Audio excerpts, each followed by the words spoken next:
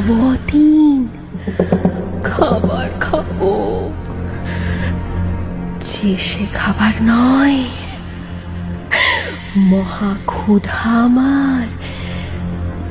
আমাকে জাগিয়েছ অনেক কাল পরে আর জিজ্ঞেস করছো অতীন।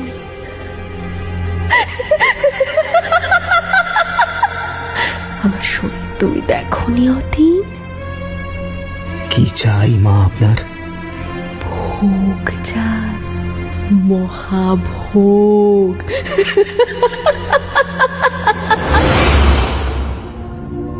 ইনি যে সে দেবী নন, ইনি দশ মহাবিদ্যার নবম মহাবিদ্যা, ভয়ঙ্করী দেবী মাতঙ্গী। মা আমাকে ডাকেন।